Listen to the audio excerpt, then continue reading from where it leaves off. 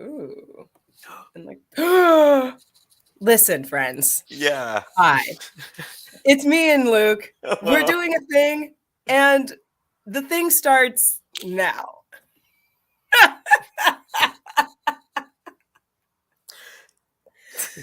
You know what? We'll Should I just. sing? This is great.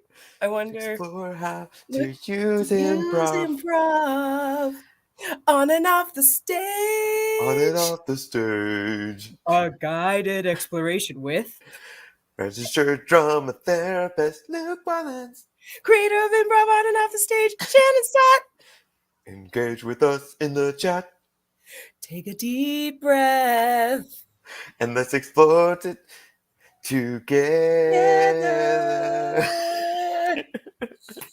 Scene.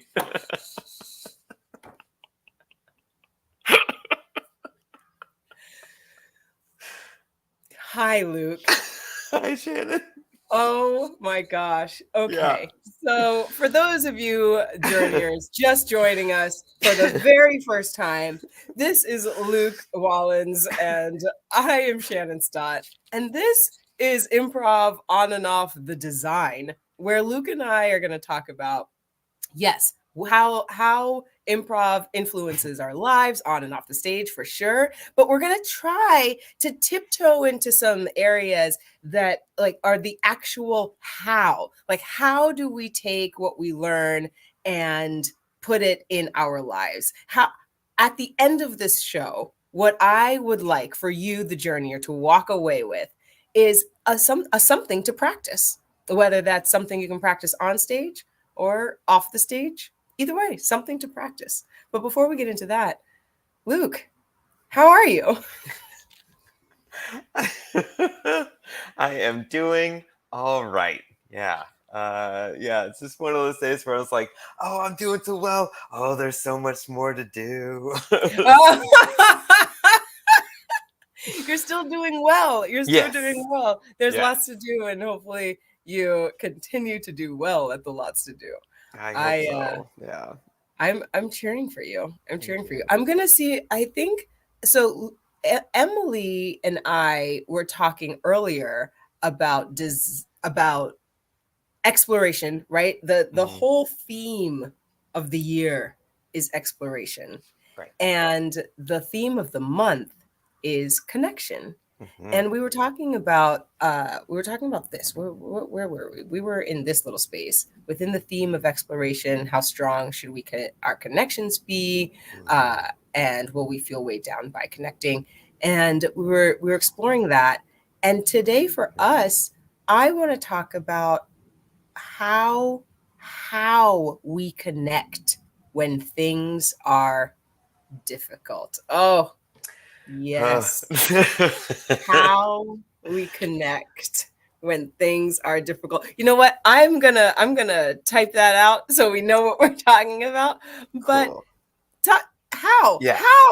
How? How? Yeah, yeah, when things are difficult. So, yeah, like, there's lots of different realms of difficulty. Obviously, there's personal difficulties in terms of like how open do you feel about connecting in the first place? Or are you not? Are you just kind of like, I no thank you today. No, I don't want to. And then also like on the other side, with the people or person that you want to connect with, like how open are they to connecting, and on what Mhm. level too. And then the third part is like some days like the connection is just not there. Like there's just nothing.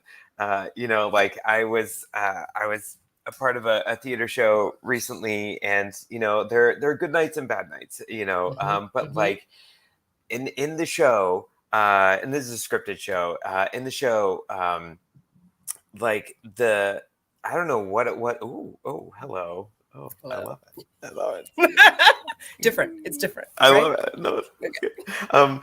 But yeah, in the theater show, like just it was one thing after another about like all this kind of disconnects. Like they were still doing the show, which is Mm. fine, but there were little trip ups, there were little knockovers, there were little like missed cues and stuff like that. And so all of it was just kind of like, this is just, I don't know what it is about this night, but this night, like it's not connecting. We're trying, but we're not figuring it out.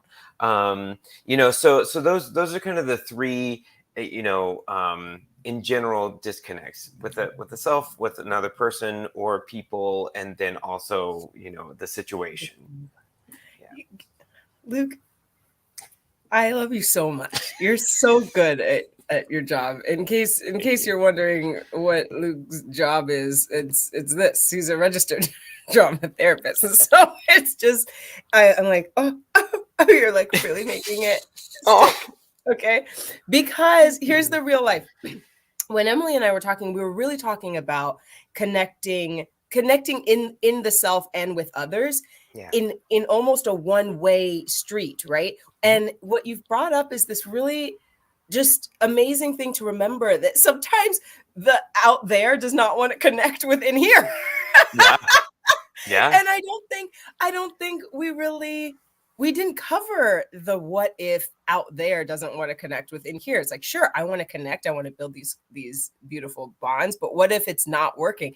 And Mhm. this idea or this example that you've given with the show, just like, it's almost like it didn't want to connect. So Yeah. this is great. This is great. So things aren't connecting. The things are People are missing cues. Things are toppling over. Um, just general mayhem is Yeah. happening. Yeah. Were you able? I'm going to put you on the spot. Great. Were you able to connect with the piece from where you were and Mm. what you were doing? And if so, how? Yeah. Question to Luke. Yeah. Well, to give a little bit more situation, a little Yeah. context to the situation, I was understudy for a show, but I was also there to kind of help out with tech and whatnot. And there were like when I said that like the show wasn't connecting, it was all it's all levels. It wasn't not only the show and everything like that. It was like I yes. It was like there was front of house stuff that was happening. There was a Mm. chair that was broken, that broke in the middle. Audience person was okay, like things like that. And so like when that happened, like I was like, well, I need to make sure that this person is okay. They were. But the show kept on happening, but I obviously could not connect with the show because I'm like, and not many people could in the vicinity because everyone was like, "Is he okay?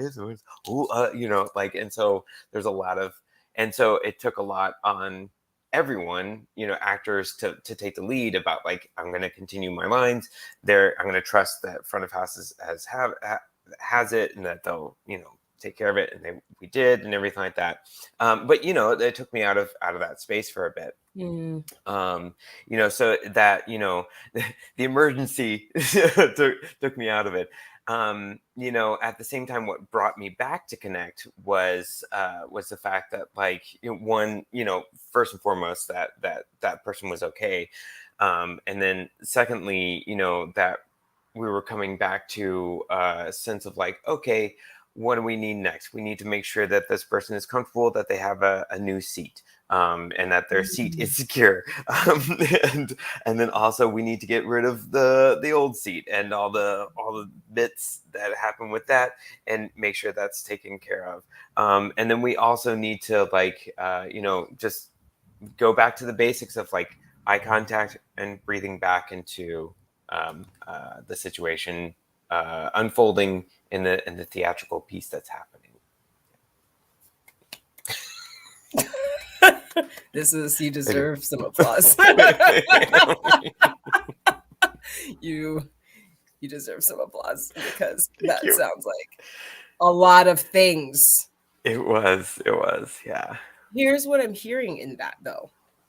I am hearing that in that situation, Man, this is so, I feel this is great. Thank you for being vulnerable and Yeah. sharing this story. What I'm hearing is that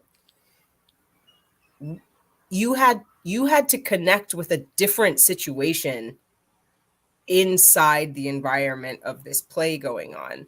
Mm-hmm. And it's interesting to think about the different ways that we hold on to the environment. Like, I'm supposed to be, for instance,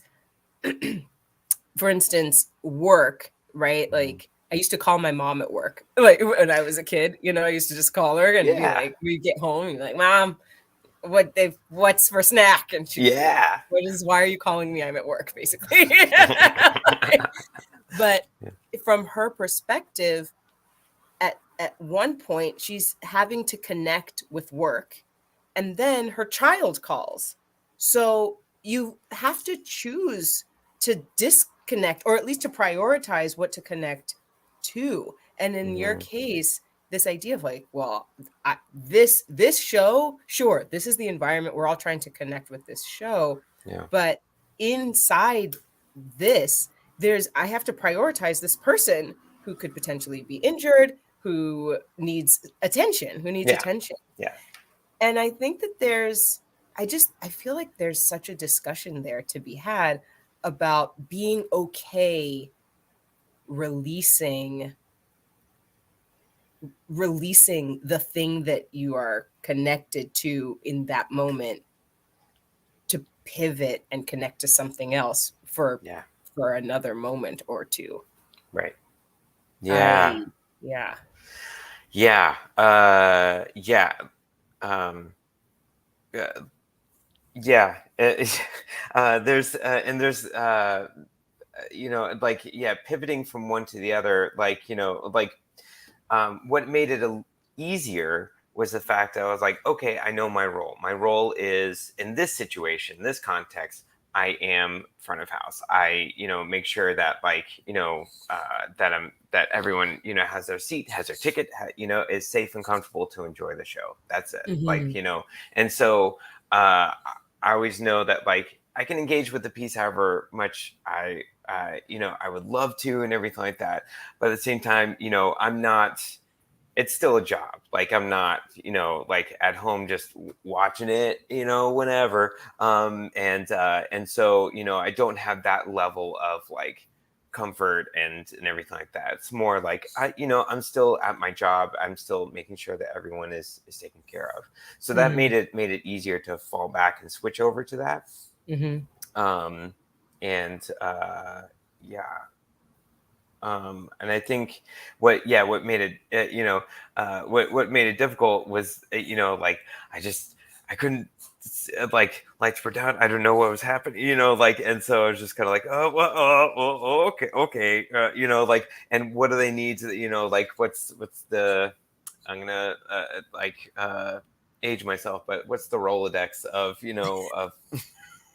of things, like, okay, is this person bleeding, are they okay, are they, I can't really see, I don't know, do they bump their head, are they okay, do they need an ice pack, what, like, and so Mhm. like, what kind of level of connectivity do I need to make sure, and then also, like, there's also a level of embarrassment, that can sometimes set in, because, on the person, be like, I fell in this chair and now everyone's looking at me, it's like, and Mhm. I wasn't expecting that to happen. I was expecting to just watch a show like everyone else, and, then we can talk about the show afterwards and whatever, like, I wasn't expected to be part of the show, you know and so it's just like, or be I wasn't expecting that attention to come towards me, Mhm. and when people are, like, they're given so much focus and so much energy and time towards the show, that all of a sudden, when something else happens, it's like, oh, it's not, like, what's going to happen next, and then that same kind of focus is pretty heavy on the person. Ooh. So it Yeah. was, yeah, The okay. Woo. Woo. yeah, Which a lot of stuff, yeah, yeah. it's good. It's great because there is one of the words you said was emphasis, and the other one, focus, and where, man, this is so good. So when we are talking about being on stage, we're going to use this, like, this story that you went through as an allegory for our whole show today. But like, what you went through, this person, like, falling and attracting focus, right, is from their perspective, we as improvisers go through that a lot, right? That's what we do. We walk into situations where we don't really know what's happening. We understand the scenario, like, okay, I know I'm going to get on stage with this other person, and we're going to play this game where both of us are ducks. Great. But then within that construct, I say, I really like this bread that this human is feeding me. And then my partner says, the Empire State Building is burning. It's like, like, no, right? And so what's happening in that moment is this, for me, who's like, isn't this bread lovely? But what's also happening is the equivalent of falling on my chair breaking, right? Is the equivalent of that, right? I've suddenly been put in a situation where I thought I knew what was happening, and now I have zero clue what is happening, and I don't know. And now there's focus on this, and embarrassment, right, comes up. Like, if we get literally like flush, right, blush and flushed and flustered with that offer, this new thing that's happening. And then the question then becomes, with who do I connect, and with what? Like, who do I connect with? I've got to connect with myself a little bit. Like, okay, bring my breathing down, right? I also have to connect with my partner. In that situation, it's my improv partner. In your situation, it seems like that person was connecting with you, like really trying to bounce back. Like, am I injured? It's dark. How do I feel? Like, what's going on with me? And then the context at large. Like, I'm still a duck. You're a duck, and we're trying to figure out, like, how we can put these two things together. And that person also is like, I'm still a person at a show. You're still a person running a show. How do I put these two things together? And now we dive into the how. Like, what are the things? What are the things? How do we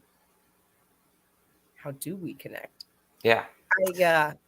I want to lead you through an exercise. You're always leading me through exercises. If you want to see Luke Wallens lead just amazing exercises to, like, nutty improvisers, please go and watch On and Off the Show, which is here on YouTube. Where your podcast is. Go find it. On and Off the Show. You've probably done this before, but for everybody else's thing, where, like, enjoyment, I'm gonna lead you through things. So what you're gonna do, Luke, is you're gonna point at things that you can see, and you're gonna point at them, and you're going to name them. You're just gonna name them what they are. Okay, you don't name them Jack or Robert or Cicely. Oh. Those are fun names. They are. Cicely was a good one. Okay, yeah, that was good. That was I know. You're just gonna point at them, and that's it. And then I'll be like, all right, stop. Okay, go ahead. Did you have a question for me? Yes, I do. I do. Am I pointing at stuff like that can be seen in my screen, like behind me, or both? You might, both and. We'll believe you. Okay. All right. Okay. All right. Ready? Great. Go. Shirt, microphone, eyeglasses, hair, plant, lamp, phone, water bottle, pen, paper, schedule, whiteboard, wall, Tapestry. Mm, I don't know. Lamp. Book. Book. good. Good job. You did it. Right, Good yeah, job. yeah, If yeah. you're watching, give Luke a round of applause. Well done. He's really good at pointing at things and naming them. Okay. So now what you're going to do Okay. is you're going to point at the first thing, anything you want. You're going to point at the first thing. You're not going to say what it is. Then you're going to point at the second thing and say what the first thing was. So if it was me, I'd be like, I wouldn't say anything.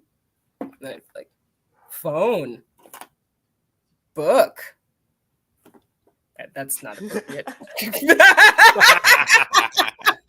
Remote control. Remote control. Great. Don't pick up things that are not should be on stage. You listen, you don't know what it is. Now you'll never know, and you can just think about what's right here. All right, Luke. Yeah, okay. All right, your turn. Your turn. Okay. All right. Okay. All right. Plant. Lamp. Phone. Water bottle, whiteboard, tapestry, book.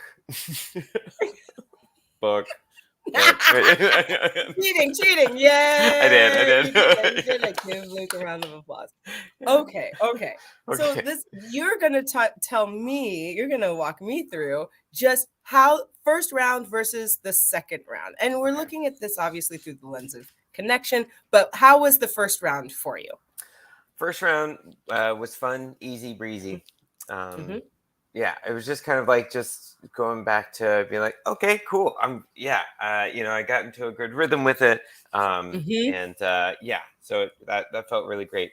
The second one, it was like memorization, but then not like, because I was like, okay, I don't have to memorize too much because it's just the last thing that I pointed at. And so part of me is like, I had a slower pace to it because I needed to figure out, I need to make that my own mental connection about like, okay, plant, lamp, and like, so I could find my own rhythm. But I wanted to have the same kind of like fast-paced rhythm as the first round. Or the second round, I was like, man, I'm impatient. This is good because this is good on a lot of different for a lot of different reasons. Yeah. So, one, we're sort of replicating some things and getting and teaching ourselves how to calm down. So one of the things that you said as far as the second round goes is you wanted to be faster, right? Yeah. And I've done this many, many times. So at this point, I'm pretty agile at that second round. And sure, but that's only because of practice. I've taught improv for 20 something years and done this exercise many times. But that is the whole point. If we're at the very, very beginning of the show, it's like, here, we're going to give you an exercise, you journeyer, to go out and to practice. The first round helps us to be connected to the moment, right? Right here, connected to the moment. We understand that this is a remote control, this is a book, this is a phone, whatever it is. And when we do that in times of heightened anxiety, like literally, like what you were doing, is this person, are you bleeding? Are you broken? They are also like, where are my fingers? Where are my hands? Where am I? I'm on the floor. This is a chair. Those are my feet. Like that is a person who is helping us. So we're helping ourselves to understand where we are in space and time just by connecting.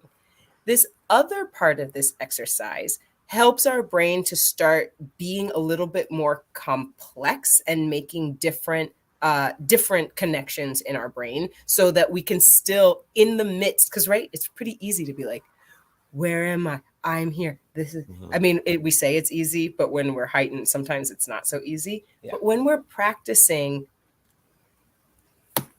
remote, book, phone, when we're practicing that, it helps us to understand that it helps us to practice being in a complex moment where we still need to be present and connected, Yeah. right? Things can go super fast. We can be very confused. And if our brain is stuck, right, it's stuck on being in pain, or it's stuck on being confused, lost, whatever it is.